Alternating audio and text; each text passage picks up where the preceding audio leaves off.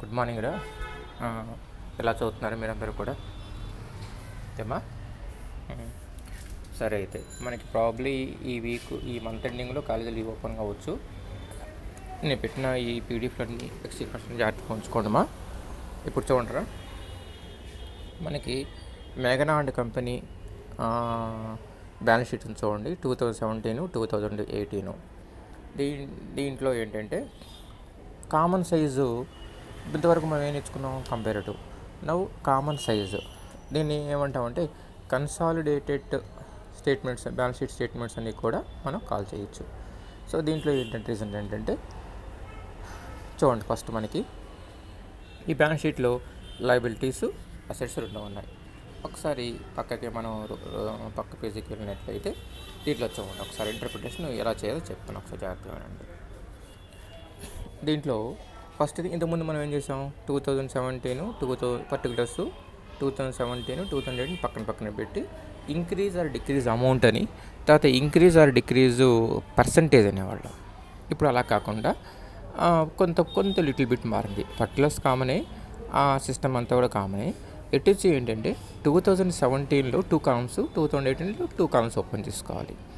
ఎందుకంటే 2017లో అమౌంటు, పక్కన కాలం పర్సంటేజ్. అలాగే సిమిలర్లీ ఫర్ 2018.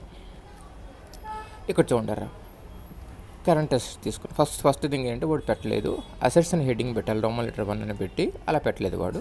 సరే, మీరు పెడితే కానీ కరెంట్ అసెట్స్. ఈ కరెంట్ అసెట్స్లో చూడండి, క్యాష్ అట్ బ్యాంక్ ఉంది. ఎంత ఉంది అక్కడ? 1 lakh. ఇంకా 2018 గురించి మనకి ఇప్పుడు పక్కన పెట్టండి. మరి ఇప్పుడు ఎలా పర్సంటేజ్ కడతారు? 6.67 వచ్చింది కదా, అది ఎలా కడతారు? రైట్. ఇప్పుడు మీకు కింద చూడండి, పైన అసెట్స్ టోటల్ వాల్యూ ఎంత ఉంది? 15 lakhs ఉంది. Both assets and liabilities total value ఉంది 15 lakhs. ఇప్పుడు ఏం చేయాలంటే 15 lakhsకి 1 lakh అయితే 100కి ఎంత? ఏమా? 15 lakhsకి 1 lakh అయితే 100కి ఎంత?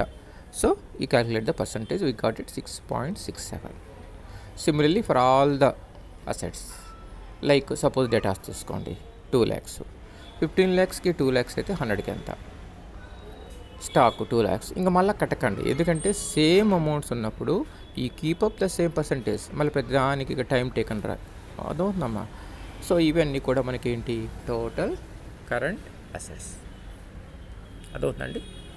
నెక్స్ట్ ఫిక్స్డ్ అసెట్స్, బిల్డింగ్స్ చూడండి 4 lakhs, మెషినరీ 6 lakhs. సో ఇవి మనకి ప్రైమరీ రీజన్స్ ఏంటంటే ఇవన్నీ కూడా మనకి ఓవరాల్గా తీసుకున్నట్లయితే మనకి ఎంత? 10 lakhs అయ్యాయి, ఏనా? సో ఇక్కడ proportionately you calculate the percentages. Understand this one. So you go through the 2018 procedure. Same అలా చూడండి, క్యాష్ ఎట్ బ్యాంక్ ఎంత ఉంది మా అక్కడ? 50,000 ఉంది. టోటల్ అసెట్స్ వాల్యూ ఎంత? 20 lakhs. అంటే 20 lakhsకి 50,000 అయితే 100కి ఎంత? It's become 2.50%. డేటాస్ ఎంత ఉంది? 2,50,000 ఉంది. సో 2,50,000 అయినప్పుడు 20 lakhsకి 2,50,000 అయితే 100కి ఎంత? స్టాకు సేమ్ 20 lakhsకి 3 lakhs అయితే 100కి ఎంత? సో ఈ go through the same pattern. అంటే each and every item is to be related with the total value of the balance sheets. Understand this one. Now you go through the current liabilities part తీసుకున్నట్లయితే ఈ current liabilities చూడండి, మీరు creditors చూడండి. Creditors చూసుకున్నట్లయితే ఏముంటాయి మనకి? క్రెడిటార్స్లో చూడండి 3 lakhs ఉన్నాయి. సేమ్ 2017లో కూడా 15 lakhsకి 3 lakhs అయితే 100కి హౌ మచ్? ఇంకా బిల్స్ పేబుల్ ఉన్నాయి, 1 lakh ఉంది. Tax payable 1 lakh. అంటే ఇక్కడ ఏంటి మీకు? రెండు కూడా సేమ్ అమౌంట్ కాబట్టి ఒకదానికి కడితే సరిపోతుంది. 6.67. ఏమా? లేదు, ఇంకా సింపుల్ మీద చెప్పిన ఆల్రెడీ చూడండి, పైన 1 lakh ఉన్న అమౌంట్ క్యాష్ ఎట్ బ్యాంక్ అని చూడండి. ఇంకా మళ్ళీ కట్టకల్లా సేమ్ అమౌంట్స్ ఉన్నట్లయితే you keep up the same percentages. Understand ఇస్తాను.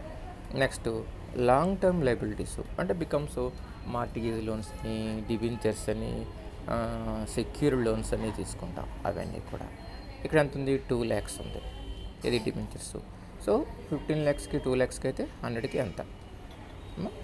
ఇక్కడికి ఆ టోటల్ కరెంట్ లయబిలిటీస్ టోటల్ చేస్తారు. Now share holders funds, share capital 2 lakhs, reserves 6 lakhs.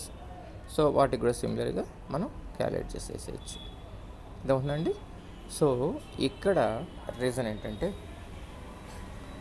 మీకు ఓవరాల్గా ఈ పర్సంటేజెస్ అనేవి క్యాలిక్యులేట్ చేసిన తర్వాత now we go through interpretation.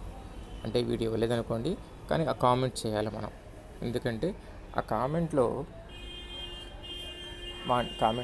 మనకేంటంటే అసలు ఈ మేఘనా కంపెనీ యొక్క ఈ బ్యాలెన్స్ షీట్ యొక్క పొజిషన్ ఏంటి, అంటే whether it is favourable condition or unfavourable condition.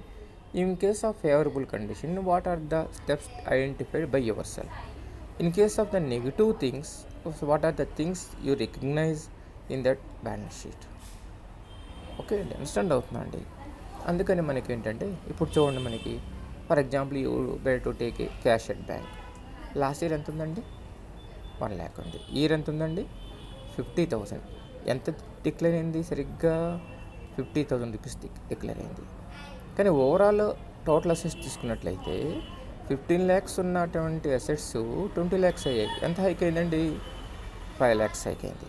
అంటే ఈ వేరియేషన్ ఎక్కడ మనం ఇన్వెస్ట్ చేసామంటే, కస్టమర్స్ డేటాస్ ఒక 50,000 పెరిగారు, స్టాక్ కూడా క్లోజింగ్ స్టాక్ ఒక 1 lakh పెరిగింది. అంటే లాస్ట్ ఇయర్ 2 lakhs ఉంటే ఈ ఇయర్ 3 lakhs అయింది. అలాగే బిల్డింగ్స్ చూడండి, 4 lakhs సేమ్, దాంట్లో మార్పు ఏం లేదు. మెషినరీ మాత్రం మనం పర్చేజ్ చేస్తాం. ఎలాగంటే లాస్ట్ ఇయర్ 6 lakhs ఉన్నటువంటి మిషనరీ ఈ ఇయర్ 10 lakhs అయింది. ఎందుకంటే మెషినరీస్ అనేవి మనకి ఆపరేటింగ్కి మనకి నీడ్ కాబట్టి, to operate the machines, so we need to renovate the things day by day. అంటే టెక్నాలజీని మారుతున్నప్పుడు మనం కూడా new techniques, new methods implement చేయాల్సి వస్తుంది అనమాట. అర్థమవుతుందండి. సో ఇవి మనకి ఒక బేసిక్ ప్రైమరీ రీజన్స్. అలాగే కరెంట్ లయబిలిటీస్ తీసుకున్నాం అనుకోండి, 3 lakhs అలా ఎంత అయింది? 5 lakhs అయింది. కానీ ఇక్కడ ఏమి చూడండి, డేటార్స్ ఏమో మనకేమో 50,000 కస్టమర్స్ పెరిగితే, మనం క్రెడిటర్స్ దగ్గర నుంచి ఏం చేసుకున్నాం మనం? 3 lakhs అంటే 5 lakhs అంటే 2 lakhs రూపీస్ మనం ఈ సప్లైస్ దగ్గర నుంచి స్టాక్ తీసుకున్నాం. అలాగే ట్యాక్సెస్ కూడా 1 lakh ఉన్న ట్యాక్స్ 20,000 హైక్తో 1,20,000 పే చేస్తాం. అంటే ఇక్కడ ఏంటి జరిగింది మీకు? మనకున్నటువంటిది అంటే ఈ ప్రొడక్షన్ కెపాసిటీ లెవెల్స్ ఇవన్నీ కూడా grown up in a proper manner, then automatically it is to be seems to be like that. అలాగే బిల్స్ చూడండి, బిల్స్ పేబుల్ మనం పే చేస్తున్నట్టు 1 lakh ఉన్నది 80,000. అంటే ఏం చేస్తాం మనం? బిల్స్ క్లియర్ చేస్తున్నాం సింపుల్గా. ఒక 80,000 రూపీస్ అలాగా మనకి వచ్చింది, అవునండి. అలాగే డిబెంచర్స్ చూడండి, డిబెంచర్స్ 2 lakhs ఉన్నదల్లా 3 lakhs అయింది. అంటే 1 lakh ఏమో ఏమైంది అడిషనల్గా మనం మళ్ళీ లోన్ తీసుకున్నాం. రిజర్వ్స్ చూడండి, 6 lakhs ఉన్నటువంటి రిజర్వ్స్ 7 lakhs అయ్యాయి. అంటే ఎంత పెరిగింది మనకి? 1 lakh. ఈ 1 lakh ఏంటనమాట? For the current year profits we need to suppose transfer 1 lakh things to reserves. అర్థమైందండి. సో ఇవి మనకి ప్రైమరీ బేసిక్ కాంపోనెంట్స్ అనమాట.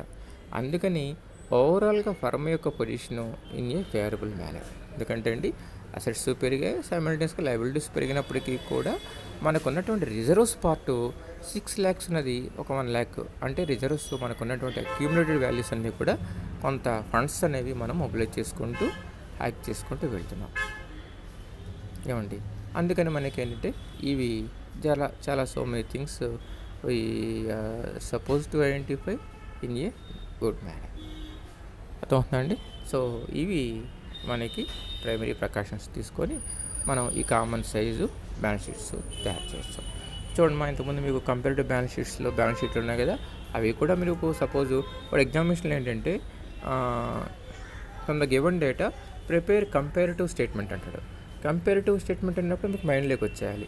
ఇయర్ పక్కన ఉంటుంది, తర్వాత ఇంక్రీజ్ ఆర్ డిక్రీజ్ అమౌంట్ ఉంటుంది, ఇంక్రీజ్ ఆర్ డిక్రీజ్ పర్సంటేజ్ ఉంటుంది. అదే కామన్ సైజ్ అన్నాడు అనుకోండి, ఇయర్కి ఒక టూ కాలమ్స్ ఉంటాయి. Particulars it is common. First ఇయర్లో ఉన్నటువంటి వాళ్ళు దాంట్లో ఓల్డ్ ఇయర్లో అమౌంట్ ఇంకోటి ఏం తీసుకోవాలి, మనం పర్సంటేజ్ తీసుకోవాలి. అలాగే నెక్స్ట్ అమౌంట్ పర్సంటేజ్ అంటే పక్క పక్కనే మనకు ఉండటం వల్ల ఏంటంటే కంపేర్ చేయడానికి మనకి ఈజీగా ఉంటుంది. అండ్ కేస్ స్టడీ అనాలిసిస్ కూడా మనకి ప్రాపర్గా ఉంటుంది. అర్థమవుతుందండి. సో ఇది మనకి బేసిక్ రీజన్స్. ఓకేమ్మా.